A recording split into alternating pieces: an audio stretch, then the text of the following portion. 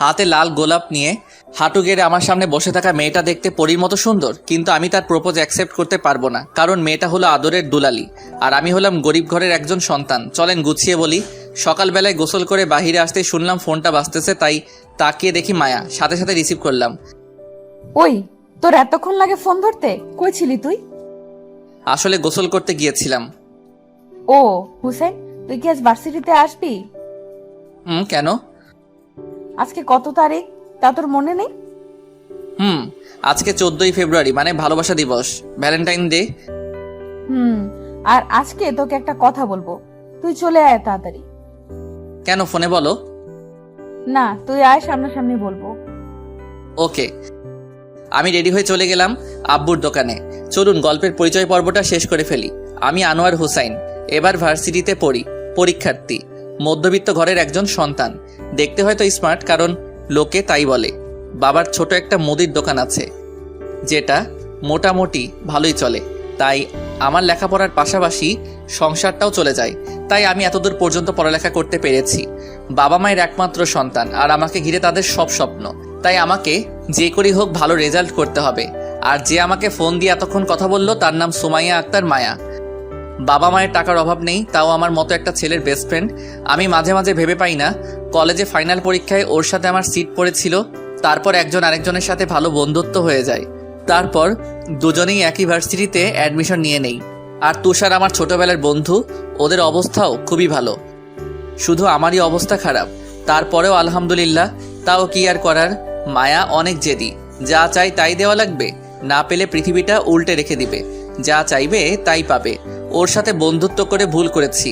একবেলায় না খেলে জোর করে খাওয়াবে, বেশি রাতে অনলাইনে থাকলে মেসেঞ্জারে ঝাড়বে, আর কোনো মেয়ের সাথে কথা বলতেছি দেখলেই সারছে। সবসময় ওর মনের কথাগুলো আমার সাথে শেয়ার করবে, আর সারা দিন ফোন দিয়ে জ্বালাবে। আর যা চায় আমার কাছে আমাকেও দিতে হয় বাধ্য হয়ে। এগুলো গল্পের পরিচয়। এবার গল্পে চলুন। বাবার কাছ থেকে হালকা কিছু টাকা নিয়ে বাসে করে ভার্সিটিতে চলে গেলাম। বাস থেকে নামতেই তুষারের সাথে দেখা। কিরে, আজকে আসতে এত দেরি হলো যে?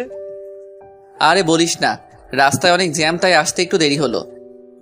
তোকে কতবার বলেছি আমার সাথে চলে আসতে, কিন্তু তুই কি করিস, বাসে আসিস? আরে বোকা, তুই এত কিছু বুঝবি না। আমার মতো হলে তারপর সব বুঝতি। শালা, আমি কি তোর থেকে আলাদা? না, আচ্ছা সব বাদ দিয়ে চল ক্লাসে। আজকে ক্লাস করবি? কেন? আজকে ইলুইলু দিবস, আর আমাদের কোসি খুকা ক্লাস করবে। আব্বে চুপ কর আর চল ক্লাসে যাই। ক্লাসে না গিয়ে চল, মায়া পাঠিয়েছে তোকে নিয়ে যেতে। কোথায়? সবাই যেখানে বসে আড্ডা দেয়, ক্যান্টিনে। ও আজকে ফোন দিয়ে বলেছিল কি যেন বলবে, চল যাই বলে তুষারকে নিয়ে চলে গেলাম ক্যান্টিনে। ক্যান্টিনে ঢুকেই নজর গেল নীল শাড়ি পরে বসে থাকা পরীর দিকে। চমৎকার সেজেছে আজকে, দেখতেও বেশ মায়াবী চেহারা মায়ার। তাই ওর কাছে গিয়ে বললাম, কিরে তুই নাকি কি বলবি বলেছিলি? সোজা হয়ে দাঁড়া আগে, তারপর বলবো। এবার বল। মায়া কোনো কথা না বলে একটু হাঁটু ভেঙে বসে পড়ল। তারপর পিছন থেকে একটা লাল গোলাপ বের করে আমার সামনে ধরে বলল, আই লাভ ইউ হুসাইন। আমি অবাক হয়ে গেলাম ওর কথা শুনে। কি বললো ও আমাকে ভালোবাসে? দেখে তো হয়তো সুন্দর হতে পারি, তবে মায়া এখনো জানে না চেহারা দিয়ে যে জীবন চলে না। কি বলবো কিছুই বুঝতেছি না। সবাই তাকিয়ে আছে আমাদের দিকে। আমি কিছু বলছি না দেখে তুষার হালকা করে টোকা দিল। কিরে, কিছু বলছিস না কেন? মায়া ওঠ, সবাই তাকিয়ে আছে। না, তুই আগে রিপ্লাই দে। ওঠ, তারপর বলতেছি। আগে বল, তারপর উঠবো। তুই উঠে বাহিরে আয়, তারপর তোর উত্তর দিব। বলেই লাজুক চোখে তাকিয়ে ওর সামনে থেকে বাহিরে চলে গেলাম। মায়া আর তুষার আমার পিছন পিছন ভার্সিটির বাগানের একটা বড় গাছের নিচে গিয়ে দাঁড়ালাম। এবার আমার প্রশ্নের জবাব দে। মায়া পিছন থেকে বলে উঠল, মায়া আমাকে কিছু প্রশ্নের উত্তর দিবি? বল। আমার কথা শেষ হওয়ার আগ পর্যন্ত কোনো প্রশ্ন করবি না, ওকে? আচ্ছা বল। আচ্ছা, প্রতিদিন তুই কত টাকা খরচ করিস বলতো? তুই এই কথা কেন জিজ্ঞেস করছিস? তোকে না বললাম যে কোনো প্রশ্ন না করতে? আচ্ছা, এবার বল তোর প্রতিদিনের খরচ কত? এই ধর 30-40 হাজার টাকা মাত্র। আর দেখ আমার পকেটে মাত্র 577 টাকা। আচ্ছা তুই চলাচল করিস কি দিয়ে? বম। আর আমি চলাচল করি পাবলিক বাস দিয়ে। তো তুই এসব আমাকে বলছিস কেন? তোকে বলছি কারণ তোর সাথে আমার ভালোবাসার সম্পর্ক হয় না, কারণ আকাশ আর জমিন কখনোই এক হয় না। আমি তোর ফ্রেন্ড হওয়ারও যোগ্য না, তবে ভাগ্যক্রমে হয়ে গেছি। কিন্তু এখন তুই যে সম্পর্কের কথাটা বলছিস না, সেটা কখনো হওয়া সম্ভব না। আমি তোর কথা বুঝতেছি না। না বোঝার কি আছে, দেখ আমি সাধারণ আর তুই অসাধারণ, তাই তোর আর আমার মাঝে বন্ধুত্ব থাকাটাই বেশি হয়ে যায়। আর তুই এখন ভালোবাসিস বলছিস? দেখ না, তুই এমনটা করতে পারিস না আমার সাথে। আমি তোর সাথে কিছুই করতেছি না, সব ভাগ্যের খেল। আর ভাগ্য হয়তো চাই না আমি কাউকে নিয়ে স্বপ্ন দেখি, কারণ আমি মধ্যবিত্ত। দেখ, তুই কি তা নিয়ে আমার কোনো সমস্যা নেই, আমি শুধু তোকে চাই। দেখ পাগলামি করিস না, যা বাসায় যা, গিয়ে ঠান্ডা হয়ে নে, তারপর আস্তে আস্তে সব ঠিক হয়ে যাবে। তুষার এতক্ষণ দাঁড়িয়ে শুধু আমাদের কথা শুনতেছে আর নির্বাকের মতো আমার দিকে তাকিয়ে আছে। না, কিছুই ঠিক হবে না, তুই ছাড়া কিছুই ঠিক হবে না আমার। তুষার, ওরে একটু বোঝাতো প্লিজ। তুষার এবার হিলকিল করে হাসতে লাগলো। আমি আর মায়া কিছুটা অবাক হয়ে ওর দিকে তাকালাম। মায়া, তুই সত্যই একটা বোকা। হুসাইন হয়তো তুই ঠিকই বলেছিস, তবে মায়া তার বোকামের কারণেই আজ এমন পরিস্থিতি হয়েছে। কি বলতে চাইছিস তুই? আমি অনেক কিছুই বলে দিতাম যদি হুসাইন এখানে না থাকতো। মানে কিছুই না। এখন চল বাসায়। মায়া, তুমিও বাসায় যাও, পরে দেখা হবে। বলে আমাকে নিয়ে চলে আসতে লাগলাম। তুষার এতক্ষণ কি বললো তা মায়া ভাবতে লাগলো, আর আমাদের যাওয়ার দিকে তাকিয়ে রইলো। চলে আসলাম গেটের বাহিরে, এসে তুষারকে জিজ্ঞেস করলাম, আমি না থাকলে তুই মায়াকে কি বলতি? আরে, মায়া হলো অবুঝ একটা মেয়ে, ওকে সারাদিন বোঝালেও কাজ হবে না, তাই কথা কাটিয়ে তোকে ওইখান থেকে নিয়ে আসলাম। শালা তুই মানুষ হবি না, থ্যাঙ্কস। ওয়েলকাম। তবে তুষার, ওরে বিকেলে একটু বুঝিয়ে দিস যেন ও আর এরকম কথা না বলে, তাহলে হয়তো বন্ধুত্ব রাখাটাই অসম্ভব হয়ে যাবে। তুষার কি যেন ভাবতে লাগলো। কিছুক্ষণ পরে ওকে বলল, দেখ আবার কোনো প্যাচ করিস না, তোরে দিয়ে বিশ্বাস নাই হারামি। এই চিনলি আমাকে? যা, বিশ্বাস করতে হইব না। যখন মায়ার সাথে কথা বলবো তখন তোকে আমি কল দিব, তুই শুধু কানে লাগিয়ে রাখবি, আর আমার কানে ব্লুটুথ থাকবে। ওরে হারামি, ঠিক আছে। তারপর তুষার বাসায় নামিয়ে দিয়ে চলে গেল। আমি গোসল করে খাওয়া দাওয়া করে দুপুরে পরে হালকা একটু ঘুমিয়ে নিলাম। বিকেলে ঘুম থেকে উঠে তুষারকে কল দিলাম। তুষার মায়ের সাথে দেখা করার জন্য যাচ্ছে। পাশের একটা রেস্টুরেন্টে মায়াকে ফোন দিয়ে আসতে বলেছে। আমিও ফোন রেখে বসেছিলাম কখন তুষার কল দিবে। আধা ঘন্টা পরে তুষারের কল আসলো, তাই সাথে সাথে রিসিভ করলাম। হুসাইন, মায়া আসতেছে, তুই শুধু চুপ থাকবি, ওকে? ওকে। হাই। আয় বস। তা এখানে ডাকলি কেন? তুই হুসাইনের ব্যাপারে কি সিরিয়াস? কি আছে ওর মাঝে যে তুই ওর পেছনে লেগে আছিস? কি আছে জানি না, তবে ওকে ছাড়া আমি শূন্য, এতটুকু জানি। দেখ, ও চাই তুই এই ব্যাপারটা নিয়ে বাড়াবাড়ি করিস না, তাহলে হয়তো ওর সাথে বন্ধুত্বটাও হারাবি। ও বলছে এই কথা? শুন, তুই ওর পরিবেশে কখনো থাকতে পারবি না।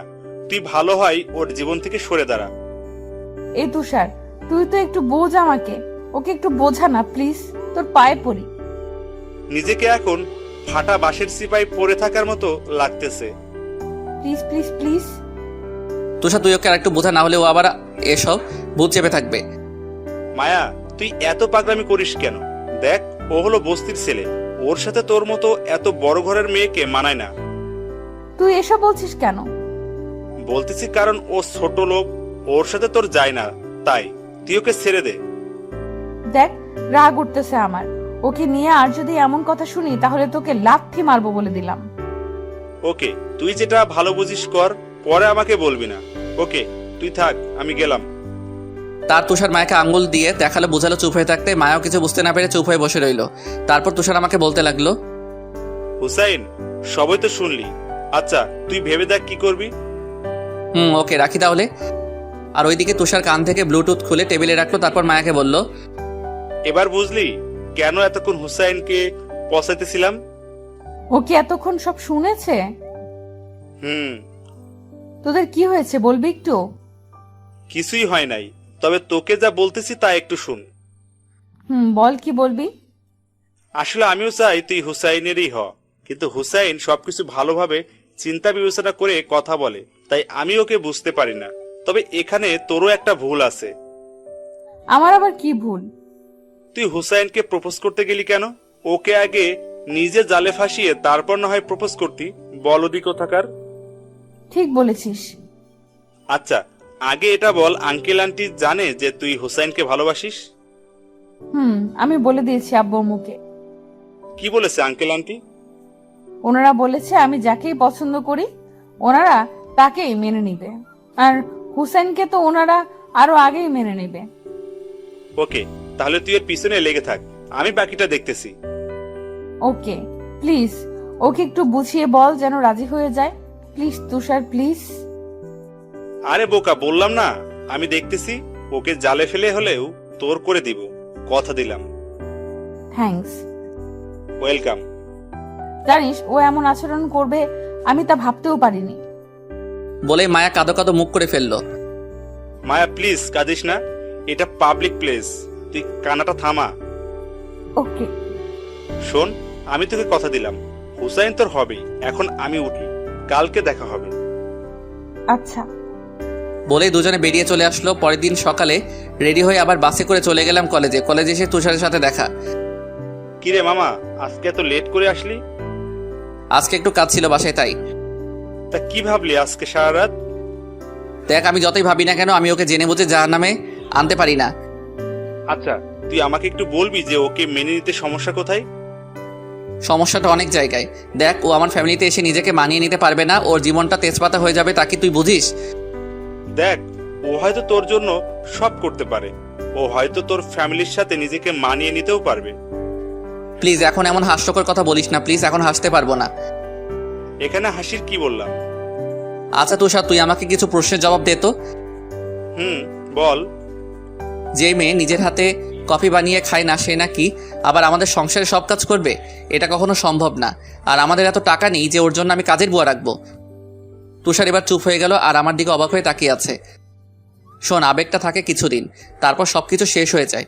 থাক, তোকে এসব বলেও লাভ নেই, তুই কি কখনো বুঝবি না? চল এবার ক্লাসে যাই। ক্লাসে পরে যাব, চল আগে মায়ের সাথে দেখা করে আসি। তুই যা, আমি গেলাম ক্লাসে। না হলে আবার আমাকে দেখলেই শুরু হয়ে যাবে ওর সেই পাগলামিটা। তুই আয়, আমি আসি না। ওকে চল। বলেই দুজনে চলে গেলাম বাগানে, কারণ মন খারাপের সময় মায়া এখানেই এসে বসে থাকে।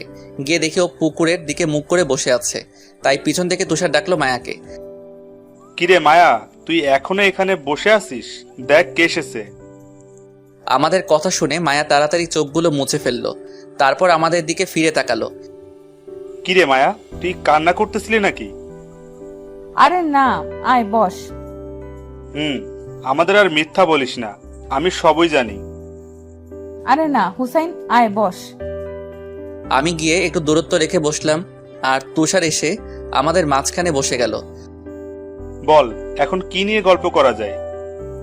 জানি না।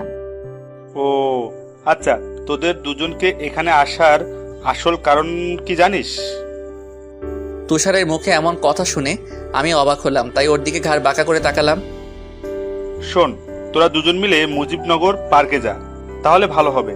না হলে এভাবে চুপচাপ আর দুজনকে থাকতে হবে না। দেখ, ও যে কথা বলতেছে সেটা কখনোই সম্ভব না। আমি জানতে চাই কেন সম্ভব না? কারণ আমি তোর যোগ্য না। কেন, তোর কিসের অভাব? লেখাপড়ায় ভালো, স্মার্ট, আর মনের দিক থেকে তো তুই বেস্ট। আর ভবিষ্যতে তুই তোর ট্যালেন্ট দিয়ে যে কোনো ভালো বড় চাকরি পেতে পারিস। তাহলে আর সমস্যা কোথায়? তুই আমার বড় চাকরি পাওয়ার কথা বলতেছিস? সেটা পাওয়ার জন্য যে ঘুষ লাগে তা কি তুই জানিস? আর যদিও ভাগ্যক্রমে পেয়েও যায় তাহলে স্যালারি কত হবে? বেশি হলে 1 লক্ষ টাকা, তাতে তা একদিনের মার্কেটের টাকা। আর সারা মাস কি তুই না খেয়ে থাকবি?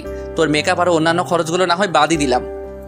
দেখ, আমি একদম ভালো হয়ে যাব, আমার এত কিছু লাগবে না, শুধু তুই হলেই চলবে। দেখ মায়া, আবেগ দিয়ে দুনিয়া চলে না। আমি জানি তুই আবেগের বশে অনেক কিছু করতে পারিস, কিন্তু যখন বাস্তবতা সামনে এসে দাঁড়ায় না তখন আবেগ পালিয়ে যায়। তাই বলছি পাগলামি করিস না। দেখ, আমাকে এত বোঝাতে আসবি না, আমি তোকে চাই ব্যাস। দেখ, একটু বোঝার চেষ্টা কর। তুই মধ্যবিত্তদের মতো করে বাঁচতে পারবি না। তুই পারবি না শুধু ভাত মাছ আর ডাল দিয়ে বেলা পার করতে, তুই পারবি না 300-400 টাকা হাত খরচ নিয়ে দিন পার করতে। এই হাত খরচ থেকে টাকা বাঁচিয়ে আব্বু আম্মুর জন্য কিছু গিফট দেওয়া। তুই পারবি না 2-3টা শাড়ি দিয়ে মাস পার করতে। তুই পারবি না বাসে সবার সাথে চাপাচাপি করে ভার্সিটিতে আসতে।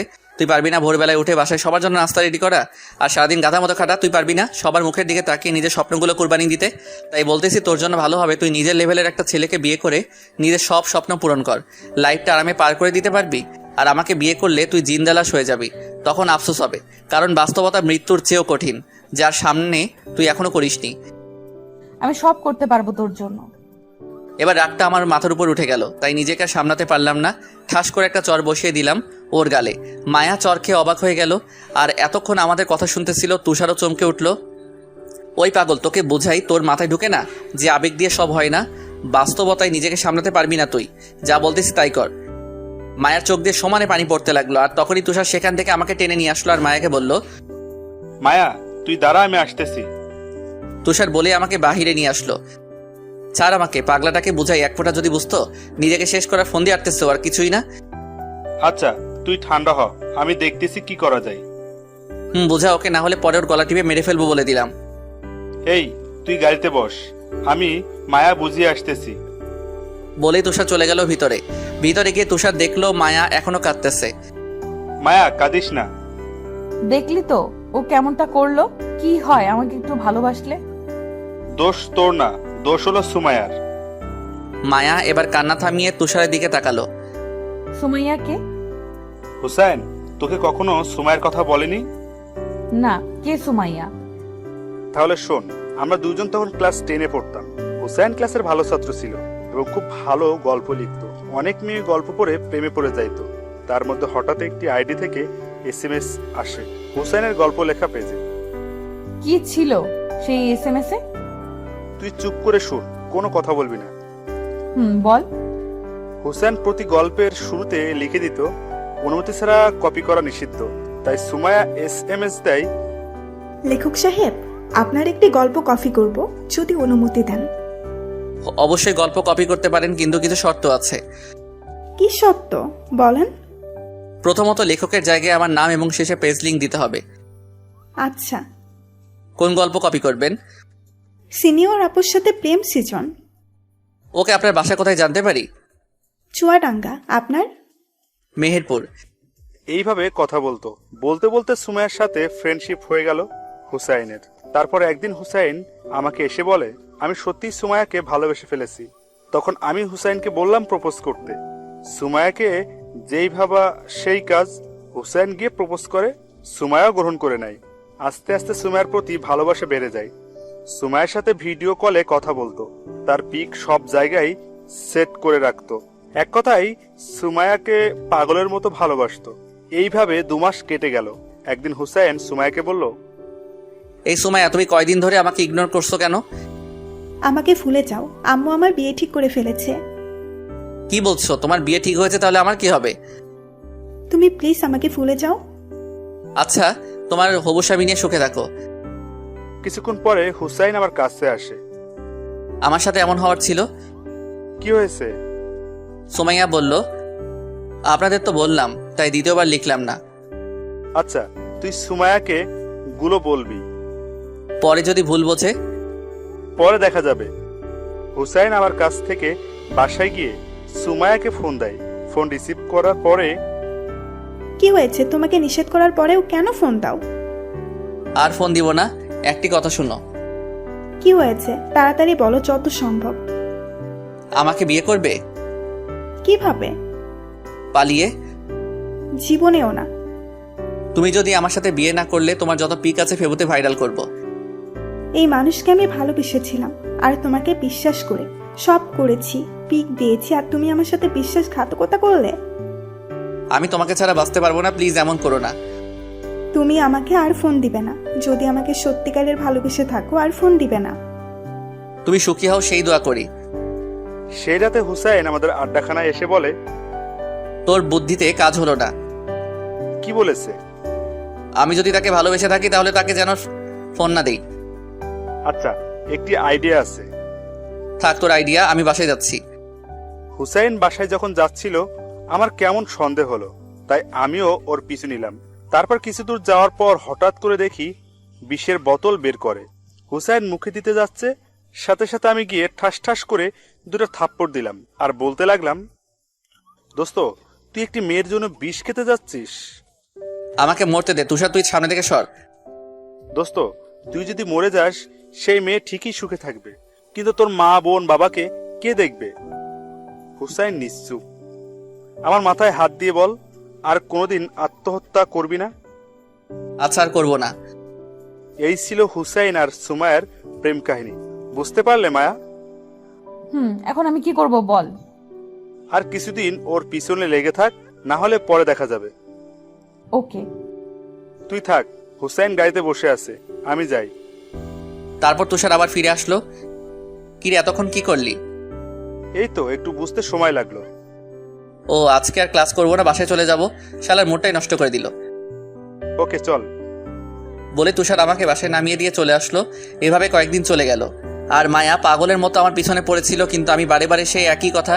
মায়াকে যাই বলি না কেন, ও সবকিছু স্বাভাবিকভাবে নেয় আর পাগলের মতো পিছে পড়ে আছে। এক সকাল আমি কলেজে এসে তুষারের সাথে দেখা করলাম। তারপর ক্লাসে যাওয়ার সময় দেখা হয় মায়ার সাথে। হাই জানু, কেমন আছো? দেখ মায়া, আমি আগেও তোকে বলেছি যে আমাকে এভাবে রাগাবি না, সেটা নিয়ে বাড়াবাড়ি সম্ভব না। কোনটা সম্ভব না? তুই কখনো আমাদের মতো চলতে পারবি না, তাই তুই আমার পিছনে আসিস না প্লিজ। আমি তোমার জন্য সব করতে পারবো। কি করতে পারবি তুই বল আমাকে। তুমি যা বলবে সব করতে পারবো, একবার বলে তো দেখো। সব করবি তাই না? তাহলে চল। বলেই আমি মায়ের হাত ধরে টেনে ভার্সিটির বাহিরে নিয়ে আসলো। জানো তুমি আমাকে কোথায় নিয়ে যাচ্ছ? আগে যাই তারপরে বুঝতে পারবি, আগে চল। তুষার গাড়ি স্টার্ট দে। তুষার গিয়ে গাড়ি স্টার্ট করলো। তারপর মায়াকে নিয়ে সোজা বাসায় চলে আসলাম। তারপর মায়াকে নিয়ে ভিতরে গেলাম, গিয়ে আম্মুকে ডাকলাম। কি রে, এভাবে ডাকছিস কেন? কি করতেছো তুমি? রান্না করতেছি। তুমি গিয়ে রুমে রেস্ট করো, এখন মায়া রান্না করবে। ওই, তোর মাথা ঠিক আছে? ও কেন রান্না করতে যাবে? ও কি রান্না করতে জানে নাকি? ও নাকি আমার জন্য সব করতে পারবে। তা কিছুদিন আমাদের সংসারের কাজ করুক, তাহলেই ওর সব আবেগ জানালা দিয়ে পালাবে। চুপ থাক তুই। মা, তুমি যাও, গিয়ে রেস্ট করো, আর না খেয়ে যাবে না কিন্তু। আর ওই তুষার, তুই দাঁড়িয়ে কি দেখছিস? মায়াকে নিয়ে যা রুমে। আম্মু তুমি একটু চুপ থাকবে আর সরো তুমি। নাও, আজকে দুপুরে সব কাজ তুমি করবে। আর আম্মু তুমি ভুলেও হেল্প করতে আসবে না বলে দিলাম। ওই, তুই কি করছিস এসব? ভূত নামাইতেছি। কিসের ভূত? প্রেমের ভূত। তুমি এত সব বুঝবে না, তুমি রুমে যাও। আবার মায়ের এখানে চলে আসলাম। কি হলো, রান্না করো। মায়া আমার দিকে ফেলফেল করে তাকিয়ে আছে। কি হলো, রান্না করো। সব না করতে পারবি? তাহলে কর আজ থেকে আমাদের সংসারের সব কাজ। মায়া আবার কান্না শুরু করলো, তাই আমি তুষারকে নিয়ে টিভি দেখতে বসে গেলাম। আর দুজনে হাসতে লাগলাম। কিছুক্ষণ পর মায়া আসলো। খাবার রেডি, চলো খাবে। আমি কিছুটা অবাক হলাম, তাও ওকে বুঝতে না দিয়ে বললাম, খাবার রেডি করো, আমরা আসতেছি। ওকে জানু। রাগী মুখ নিয়ে রুমে গেলাম। গিয়ে তুষার আর আমি ফ্রেশ হলাম। তারপর আম্মুকে ফ্রেশ হতে বললাম। আব্বু চলে আসলো। তারপর সবাই মিলে খেতে বসলাম। খাবার মুখে দিয়ে অবাক হয়ে গেলাম, ভালোই রান্না করছে। সবাই দেখলাম খাবারের প্রশংসা করতেছে, আর সেই প্রশংসাগুলো আমার গায়ে কাটা হয়ে বিঁধতেছিল। তাই খাবার রেখে উঠে চলে গেলাম। গিয়ে ফোন টিপতে লাগলাম। কিছুক্ষণ পর হঠাৎ রুমে কেউ আসার আওয়াজ পেলাম। তাকিয়ে দেখি মায়া হাতে খাবারের প্লেট। কি হলো, না খেয়ে চলে আসলে কেন? খেতে মন চাইতেছে না তাই। ওলে আমার পিচ্চি বড়টা বলে কি, বুঝ আমার হাতে খাবে বলে এইভাবে না খেয়ে চলে এসেছে। ওই ঢংটা একটু কম করবি। আচ্ছা নাও, এবার লক্ষ্মী ছেলের মতো খেয়ে নাও। মুখের সামনে লোকমা ধরে বলল, না তুই খা, তোর খাবার আমি খাবো না। প্লিজ খেয়ে নাও। না বললাম না? প্লিজ জানো, প্লিজ। খাবারের উপর রাগ করে থাকতে নেই। আমার খিদে নেই। প্লিজ খেয়ে নাও। না বললাম তো। তারপর মায়া যা করলো তাতে আমি পুরো অবাক হয়ে গেলাম। মায়া আমার গালে চড় বসিয়ে দিল। বলছি খা। বলেই মুখে ভাত পুরে দিল। আমি অবাক হয়ে ওর দিকে তাকিয়েছিলাম আর ভাত খেতে লাগলাম। সোজা করে বলতেছি কানে যায় না, এবার বাঁকা করেই ছাড়লি। ভালো করে বললে কথা শুনবি, না হলে রাত্রি মেরে কথা শোনাবো, মনে রাখিস। এসব বলতেছিল আর আমাকে ভাত খাইয়ে দিতে লাগলো, আর আমি শান্ত ছেলের মতো খেতে লাগলাম। হঠাৎ দরজার দিকে নজর যেতে দেখলাম তুষার দাঁড়িয়ে দাঁড়িয়ে হাসতেছে। শালা, এসবের কারণে তুই দায়ী। আমি আবার কি করলাম? তুই এখানে দাঁড়িয়ে কি করতেছিস? এই যে তোর বউ তোকে খাইয়ে দিতেছে, সেটা দেখতেছিলাম। ওই আমি বিয়ে করলাম কবে? তা তো জানি না, তবে এত আদর করে বউ আর মা বাদে কে খাওয়ায় বল? তুই গেলি না, এখন গ্লাস দিয়ে মারবো। বলে গ্লাসটা হাতে নিলাম আর তুষার চলে গেল, আর এদিকে মায়া আমাকে খাইয়ে দিয়ে সবকিছু ঠিকঠাক গুছিয়ে ফেললো। প্লেট নিয়ে বাহিরে যাওয়ার আগে আমার গালে একটা কিস করে চলে গেল। আমি অবাক হয়ে ওর যাওয়ার দিকে তাকিয়েছিলাম। কিছুক্ষণ পর আবার মায়া রুমে আসলো। কি হলো, তুমি এখনো ঘুমাওনি? আমি রাগে কোনো কথাই বললাম না। ও লে, বাবুটা রাগ করেছে রে। রাগ করো না প্লিজ। আমি তাও কিছুই বললাম না। আসো আমি ঘুম পাড়িয়ে দিই। না, আমি এখন ঘুমাবো না। তাহলে আমাকে এখন আদর করো একটু। না, আমি এখন ঘুমাবো। এখন না বললে ঘুমাবে না? এখন ঘুম পেয়েছে তাই ঘুমাবো। ওলে, আমার বরটা তো দেখে অনেক অভিমানী। ওই তোমার বরকে? আমার সামনে যে বসে আছে সে। আমি কারো বর না, আমি এখনো বিয়ে করিনি, তাই এই নামই ডাকবি না। ওলে, এত অভিমান আমার বরের। আর কিউট লাগে অভিমান করলে। তা আজকে না আসলে দেখতেই পেতাম না। ধুর, বলে শুয়ে পড়লাম। আর মায়া মাথার কাছে বসে মাথায় হাত বুলাতে লাগলো। তাই কিছুক্ষণের মাঝে হারিয়ে গেলাম ঘুমের রাজ্যে। ঘুম ভাঙলো সন্ধ্যায়।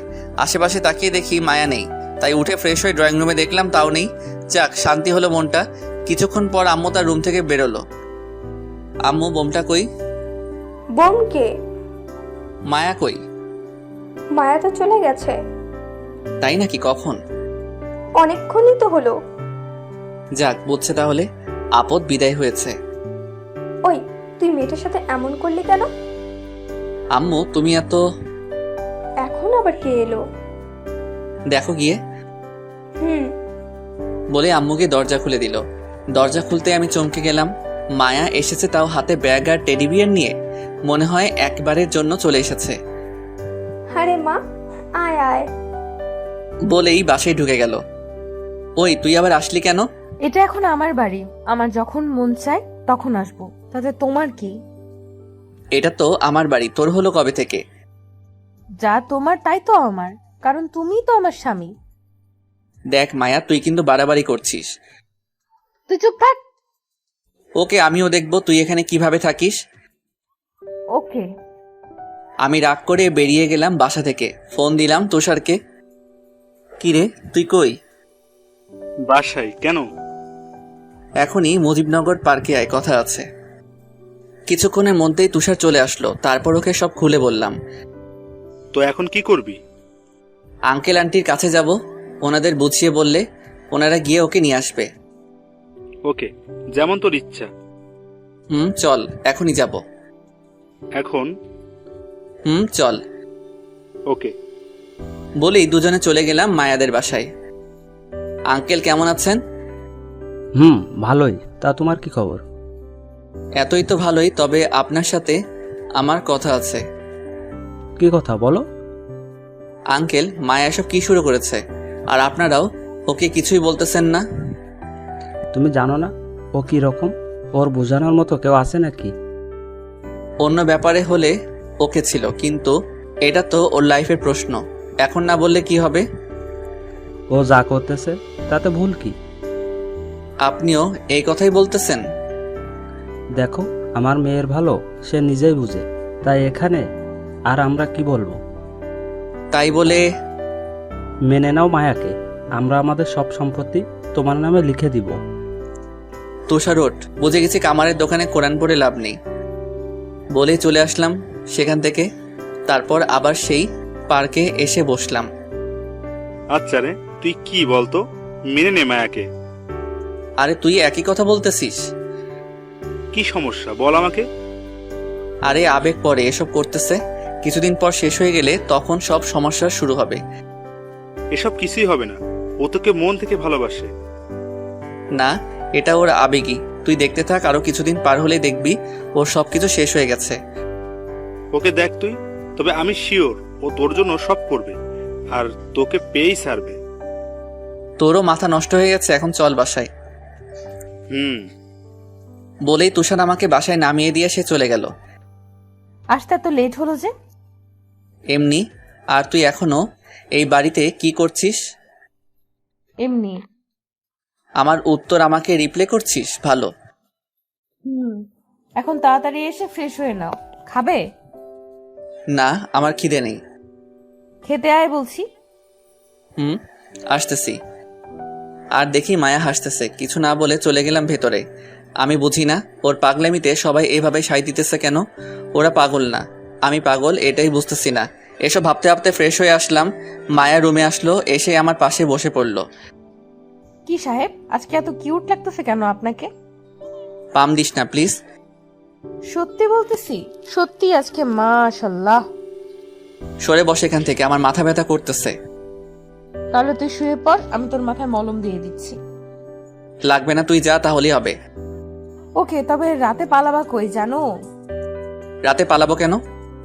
কারণ রাতে তুমি আর আমি এক খাটে থাকবো। কি তোর মাথা ঠিক আছে? ঠিক আছে। তাই তো রাতে আমি আমার স্বামীর সাথে এক খাটে থাকবো। মায়া এদিকে আয়। কেন? আয় না প্লিজ। বল। আমার পাশে বসে গেল। মায়া, তুই না লক্ষ্মী মেয়ে, এমন পাগলামি কেন করতেছিস? দেখ, তোকে তোর থেকে বেশি আমি বুঝি, তাই তোর ভালোর জন্যই বলতেছি। একটা ভালো বড়লোক ছেলে দেখে বিয়ে করে সুখের সংসার কর, আর এতে তোর ভালোই হবে। আমি আমার ভালোটা বুঝি, তাই প্লিজ আমাকে জ্ঞান দিতে এসো না প্লিজ, জানো? মায়া, তুই আমার কথাটা রাখ প্লিজ। ওই, তুই গুরুজনদের মতো এইভাবে বলছিস কেন? দেখ, আমি জানি এটা তোর আবেগ, তাই আবেগটা সামলা, আর তুই নিজেও একটু চালাক হ। বোকামি করে পরে জীবনটা শেষ হবে তোর। আমার হবে তাতে তোমার কি? এখন চুপ থাকো, না হলে কিস দিয়ে মুখ অফ করিয়ে দিব, বলে দিলাম। ওকে, কিন্তু আমাকে পাবি না, এটা বলে দিলাম। আচ্ছা, আমিও দেখবো তুমি কিভাবে নিজেকে ধরে রাখো। ওকে। মায়া ঢ্যাং ঢ্যাং করে রুম থেকে বেরিয়ে গেল, আর আমি মোবাইলটা হাতে নিয়ে টিপতে লাগলাম আর গান শুনতে লাগলাম। কিছুক্ষণ পর মায়া আবার আসলো। জানো, খাবে না? না, বাহির থেকে খেয়ে এসেছি। মিথ্যা বলো কেন? আমি জানি তুমি আজকে আমাদের বাসায় গিয়েছিলে, সেখান থেকে মুজিবনগর পার্কে গিয়ে টাইম পাস করে বাসায় চলে এসেছো। তোকে এসব কে বললো? অর্ধেকটা আবু আর অর্ধেকটা তুষার। ও, আমার পেটে ক্ষুধা নেই? আসবি তুই নাকি আবার মারতে হবে, কোনটা? যাব না আমি, যা তুই। তুই যাবি না, তোর 14 গোষ্ঠী যাবে। বলে কলারে ধরে টান দিয়ে খাট থেকে নামিয়ে নিচে চলে গেল। মায়ের সাহস দেখে আমি অবাক হলাম। কি সাহস মেয়েটার! তাও খেয়ে দিয়ে উপরে চলে আসলাম। কিছুক্ষণ পর মায়া হাসতে হাসতে রুমে ঢুকলো আর আমার পাশে বসে গেল। কি হলো, এভাবে হাসছিস কেন? আমার বাবুটা রাগ করেছে আমার উপর, তাই না? তুই যা অন্য রুমে, আমি এখন ঘুমাবো। আমি যাব কেন? তাহলে তুই থাক, আমি গেলাম। বলে বাহির হতে যাব, তখনই মায়া আমার হাতটা ধরে ফেললো। কই যাও চান্দু? তুই থাক, আমি গেলাম পাশের রুমে। বউ থাকবে এক রুমে আর স্বামী থাকবে আরেক রুমে, তা তো হবে না। বলে একটানে খাটে ফেলে দিল, তারপর ওর ওড়না দিয়ে আমার হাত পা বেঁধে ফেললো। ওই, তুই হাত পা বাঁধলি কেন? তুমি যেন অন্য রুমে না যেতে পারো। তোর মতলবটা কি বলতো? পাগলটার বুকে মাথা রেখে ঘুমাবো। ওই, আমি পাগল? তুমি আমার পাগল আর আমি তোমার পাগলি। ছাড় আমাকে, আমি কারোর পাগল হতে পারবো না। আজকে কোনো ছাড়াছাড়ি নেই, একেবারে সকালে ছাড়বো তোমাকে কলিজা। দেখ, পাগলামি করিস না। পাগলামি করে ভালোবাসা হয় না। কিভাবে ভালোবাসতে তা আমি ভালোভাবে জানি। আচ্ছা, আমি অন্য রুমে যাব না, এবার বাঁধনটা খুলে দে। ওয়াদা দে যে বাঁধন খুলে দিলে তুই আমাকে তোর বুকে মাথা রেখে ঘুমাতে দিবি আর অন্য রুমেও যাবি না। আচ্ছা, ওয়াদা দিলাম। আরো একটা ওয়াদা দিতে হবে। কি ওয়াদা? বেশি না, তোর বুকে যখন মাথা রাখবো তখন তুই আমাকে শক্ত করে জড়িয়ে ধরবি। আমি পারবো না। তাহলে আর কি, সারা রাত এভাবেই পড়ে থাক। দেখ, তুই যেটা বলতেছিস সেটা কিন্তু ইসলামের দৃষ্টিতে পাপ। ওরে আমার ইসলামিক জামাই রে, আপনি এত বুঝতে কে বলেছে? দেখ, ছাড় আমাকে। তাহলে আমাকে ওয়াদা দে, যেগুলো বলছি সেগুলো করবি। কখনোই না। তাহলে আমিও সরি। বলেই মায়া আমার বুকে মাথা রেখে শুয়ে গেল। আমিও ঘুমানোর চেষ্টা করতে লাগলাম। কিছুক্ষণ পর ঘুমিয়ে গেলাম। মাঝরাতে সজাগ হয়ে গেলাম। তাকিয়ে দেখি হাতের বাঁধনটা খোলা, আর আমি মায়াকে জড়িয়ে ধরে আছি। তাই তাড়াতাড়ি ওকে ছেড়ে দিলাম আর ওর মায়াবী মুখটা দেখতে লাগলাম। আসলে অনেক মায়াবী ওর মুখটা, কিন্তু এই মুখের হাসিটা সারা জীবন থাকবে না যদি এই বাড়িতে বউ হয়ে আসে। কিন্তু ও তো এটা বুঝতেই চাইতেছে না। পাগল মেয়ে একটা। বুঝ কবে যেন হবে আল্লাহই জানে। এসব ভাবতে ভাবতে ঘুমিয়ে গেলাম। সকালে মায়ার ডাকে ঘুম ভাঙলো। কি হলো, ডাকছিস কেন? উঠে চা খেয়ে আমাকে উদ্ধার করেন। খাবো না আমি। আর তুই যা, এখন আমি ঘুমাবো। এই উঠ বলছি, না হলে পানি এনে গায়ে ঢেলে দিব। বাসায় এসে টর্চার শুরু করে দিয়েছিস। আর যদি তোকে বিয়ে করি তাহলে কি করবি আল্লাহ জানে। তাই আর যাই হোক না কেন, তোকে তো আমি বিয়ে করব না। সেটা পরে দেখবো, এখন উঠ তাড়াতাড়ি। উঠতেছি। Good boy. এখন তাড়াতাড়ি করে চা খেয়ে উঠে বাজারে যাও। তুই এভাবে অর্ডার করছিস কেন? কারণ আমি এই বাড়ির বউ, আর তোর কলিজা। আমি মানি না। তুই না মানলে কি হইব? আব্বু আম্মু তো মেনে নিয়েছে, এখন আর কোনো সমস্যা নেই। তোকে নিয়ে সংসার কে করবে? তুই? আমার তো ঠেকা পড়ছে যে তোকে নিয়ে সংসার করতে হবে। দুনিয়াতে আর কোনো মেয়ে নাই। তুই আমাকে নিয়ে সংসার করবি, আর কাউকে নিয়ে স্বপ্ন দেখলে তোকে মারবো প্রথমে, তারপর নিজে মরবো, মনে রাখিস।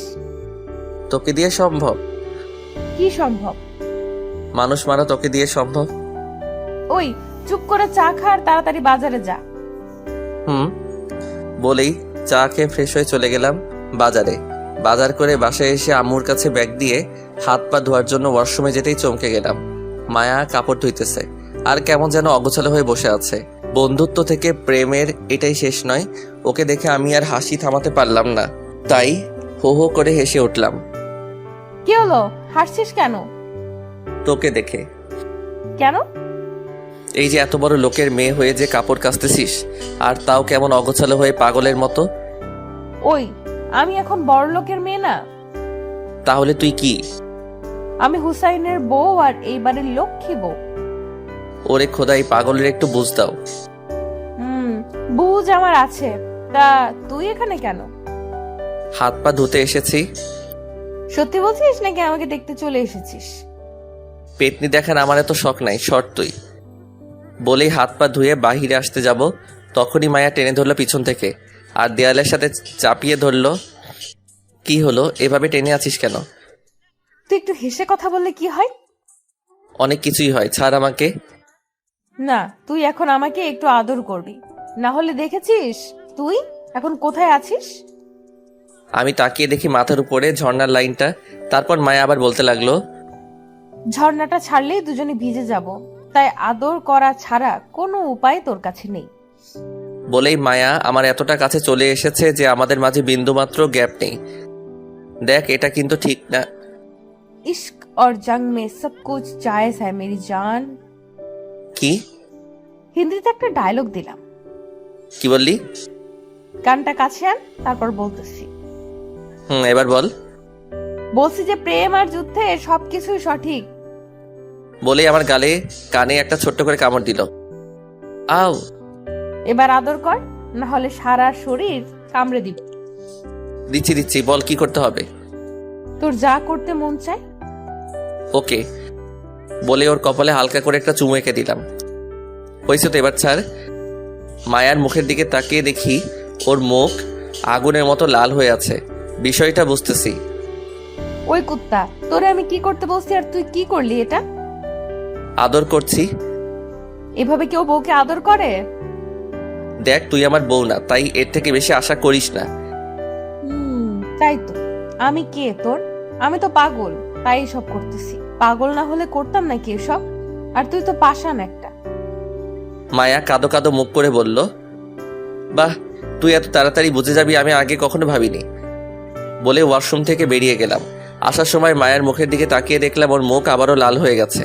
তাই বেরিয়ে সোজা চলে গেলাম নাস্তার টেবিলে। নাস্তা করে এসে রুমে ঢুকতেই দেখি মায়া মুখ ফুলিয়ে বসে আছে। তাই আমিও কোনো কথা না বলে খাটে বসে মোবাইল টিপতে লাগলাম। মায়া বিছানা থেকে নেমে আমার পিছনে গিয়ে দাঁড়ালো। তারপর আমার মাথায় হাত বুলাতে লাগলো। কি হলো, এরকম করছিস কেন? যাওয়ার সময় কি বলে গিয়েছিলে? কোন সময়? মনে নেই? ওয়াশরুমে আমাকে কি বলে গিয়েছিলে?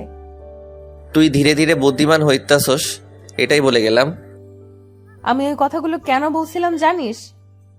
না, কেন? কারণ এগুলো বললে তোর একটু মায়া হবে আর তুই আমাকে সিম্প্যাথি দিবি, কিন্তু তুই তুই তো একটু দরদও দেখালি না। তো এখন কি করব আমি? তোর কিছুই করতে হবে না, যা করার আমিই করব। কেন? কি করবি তুই? এটা করব। বলে আমার চুলগুলো পিছনের দিকে টেনে ধরলো। চুলগুলো টানতেই মাথাটা উপরের দিকে, আর মায়া তার মাথাটা নিচের দিকে নামিয়ে আমার চুলগুলো আঁকড়ে ধরে আমার ঠোঁটগুলোকে কামড়ে ধরলো আর সামনে চুমু আঁকতে থাকে। আর ওর চুলগুলো ছাড়া ছিল, তাই চুলগুলো নিচের দিকে ঝুঁকে পড়ে। আমার মুখটা চারদিক থেকে ঘিরে রাখলো, আর এতে মায়াও তার কাজও চালিয়ে গেল। এভাবে কতক্ষণ ছিলাম তা বলতে পারবো না। হঠাৎ মায়া আমাকে ছেড়ে দিয়ে দিল। এক দৌড় সোজা চলে গেল বাহিরে। আর আমি ভাবতে লাগলাম, এতক্ষণ আমার সাথে কি হলো, কি কঠিন সময় গেল আমার। আরেকটু হলে শ্বাস আটকে মারা যেতাম। যাই হোক, এসব চিন্তা বাদ দিয়ে উঠে চলে গেলাম ফ্রেশ হতে। ফ্রেশ হয়ে এসে চলে গেলাম তুষারের কাছে। কিরে, কি খবর? পিছনে বাস থাকলে না, মানুষ খুব আরামেই থাকে। ও, তাহলে তো তুই ভালোই। তা এখানে আসতে বলার কারণটা কি বল? আসলে মায়া তো আমাকে শেষ করে দিতেছে। কেন, কি করেছে মায়া? তাহলে শোনো। সবকিছু তো তোর কথা মতোই চলতেছে, তাহলে সমস্যা কোথায়? ও তো তোর বউয়ের মতো কাজ করে যাচ্ছে। আরে ওর কষ্ট হইতেছে, তাও সবকিছু মুখ বুজে সহ্য করে যাচ্ছে। কিছুদিন পর সহ্যের বাঁধ ভেঙে গেলে তখন দিবে আরেক মোড়। তাহলে তুই আরো কিছুদিন দেখ, আর এদিকে ওর অভ্যাস হয়ে গেলে তখন না হয় ওকে কবুল করে নিস। ওকে বলে ওর থেকে বিদায় নিয়ে বাসায় চলে আসলাম। এভাবে চলে গেল কিছুদিন। পরীক্ষা শেষ করে একটা কোম্পানিতে চাকরি করি, আর এদিকে মায়াও আমাদের ঘরের একটা মেয়ে হয়ে গেছে। সব চলাচল আমাদের মতোই, কিন্তু কেন জানি ওকে মেনে পারতেছি না। এক সকালে, কিরে, আর কত ঘুমাবি? তুই আসলি কখন? সবার সাথে আসছি। তা উঠ, সবাই তোর জন্য অপেক্ষা করতেছে। কিসের? আজকে তোর আর তানাহানা বিয়ে, তাই তো সবাই এসেছে। উঠ তাড়াতাড়ি। তোর মাথা ঠিক আছে? আমি মায়াকে বিয়ে করব? আবে উঠ, তুই করবি তোর 14 গোষ্ঠী করব। মায়াটারে ফাও আর কত খাটাবি? এবার তো মেনে নে। মায়া কই? ওর সাথে আমার কথা আছে। তুই বস, আমি ওকে পাঠাচ্ছি। আমারে ডাকছিলি? দেখ, আমি এই বিয়েটা করতে পারবো না, কারণ আমি চাই না তোর একটু পাগলামির জন্য তোর লাইফটা নষ্ট হয়ে যাক। আমাকে বিয়ে করলে তোকে সারাদিন কাজ করতে হবে, আর যদি তুই এসব পাগলামি বাদ দিয়ে ভালো কোনো ছেলেকে বিয়ে করিস, তাহলে সেখানে তোর কথাই সব চলবে। দেখ, পাগলামি না করে এবার একটু বুঝতে শিখ, না হলে সারা জীবন তোকে পস্তাতে হবে। তাই বলতেছি, যা গিয়ে বিয়েটা আটকে দিয়ে নিজের মতো করে বাঁচ। আর এই কয়েকদিনে তুই বুঝতে পেরেছিস যে মধ্যবিত্ত লাইফটা কত কষ্ট। দেখ, আমি কিসে খুশি তা কি তুই আমার থেকে বেশি বুঝিস? মায়ার চোখগুলো ছলছল করতেছে। দেখ, পাগলামি করিস না। তুই কি খুশি আমি যদি বিয়েটা ভেঙে দেই? ঠিক আছে। মায়া বলেই চলে গেল। কিছুক্ষণ পর তুষার রুমে আসলো। কিরে, তুই কি বললি মায়াকে যে ও বাইরে গিয়ে বিয়ে করবে না বলতেছে? আরে ওরে কিছুক্ষণ বুঝি বললাম, ও হয়তো বুঝতে পেরেছে। তোর কথাই ঘাবলাস রে। কোনো ঘাবলা নেই, সবই তোর মনের ভুল। আচ্ছা, তুই থাক, আমি গেলাম। বলেই তুষার চলে গেল। তারপর সারাদিন এভাবেই কেটে গেল। মায়াও নিজের বাসায় চলে গেছে। বিকেলে তুষার কল দিয়ে দেখা করতে বলল। কিরে, ডাকলি কেন? তোর সাথে কথা আছে, চল ওই রুমটায় গিয়ে বসি। চল। বলে ওর সাথে একটা রুমে ঢুকলাম। রুমে ঢুকতেই ও দরজাটা লাগিয়ে দিল, আর তখনই কয়েকজন লোক মিলে আমাকে উড়াধরা মারতে লাগলো। আমি বুঝতেছিলাম না ওরা কারা বা কেনই মারতেছে আমাকে। মেরে আমাকে একদম শুয়ে দিয়েছে। শালা, ভালোভাবে এতদিন বলছি, কথা কানে নেস নাই। এখন কেমন লাগে বল? তুষার, তুই এভাবে আমাকে মারতে পারলি? কালকে মায়েদের বাসায় যদি বিয়ের প্রস্তাব না পাঠাবি, না হলে একেবারে জানে মেরে ফেলবো। যদি নিজের ভালো চাস তাহলে এখনই ফোন করে মায়াকে বিয়ের কথা বল। মেয়েটা না খেয়ে সারাদিন কাঁদতেছে, তাই এখন যেই মারগুলো দিলাম সেগুলো তার প্রতিশোধ। এবার ফোন বের কর আর ফোন দে মায়াকে। দিতেছি। বলেই পকেট থেকে ফোন বের করে ফোন দিলাম মায়াকে। কি হলো, আবার ফোন দিলি কেন? বিয়ে করবি আমাকে? বিয়ে করবি আমাকে? কিন্তু তুই তো সকালে না করে দিলি আমাকে। ওইসব কথা বাদ, এখন বল বিয়ে করবি কিনা। তুই যখন বলবি তখনই হবে বিয়ে। বল, কখন বিয়ে করবি আমাকে? পরশু। সারাদিন খেয়েছিস কিছু? তুই খেয়েছিস? এখন কয়েকটা খা, না হলে আমাকে আরো খেতে হবে। কি খেতে হবে তোকে আরো? তুই জেনে কি করবি? তুই খাওয়া দাওয়া করে বিয়ের জন্য রেডি হ। আচ্ছা। বলেই ফোনটা কেটে দিল। নে, হয়েছে এবার? তবে আরো একটা কথা। কি কথা? বিয়ের ঠিক 3 মাসের মাথায় যদি সুখবর না আসে আমার কানে, তাহলে আবার তোকে এমন আপ্যায়ন করা হবে, বুঝলি? মানে মায়াকে স্ত্রীর মর্যাদা দিতে হবে, বুঝছিস? তাহলে এবার চল ডাক্তারের কাছে, মারগুলো হজম করাতে হবে। তারপর কয়েকজন ধরে নিয়ে ডাক্তারের হালকা চিকিৎসা করিয়ে বাসায় দিয়ে আসলো। দেখতে দেখতে বিয়েটা হয়ে গেল। সবাই অনেক খুশি, শুধু আমি বাদে। না জানি ভবিষ্যৎ কি হয় আমার জীবনে। চিন্তা শুধু একটাই, মায়া আবার বিরক্ত না হয়ে যায় এই মধ্যবিত্ত লাইফটাতে। কি যেন হয় আমার জীবন, উপরালাই জানে।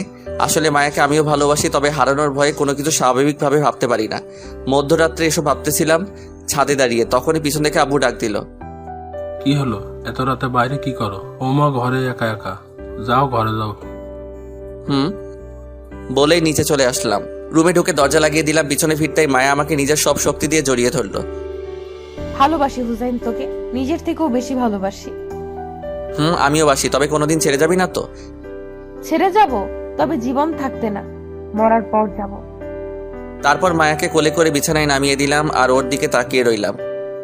কি হলো, এভাবে তাকিয়ে আছিস কেন? এমনি। আদর করবি না আমাকে?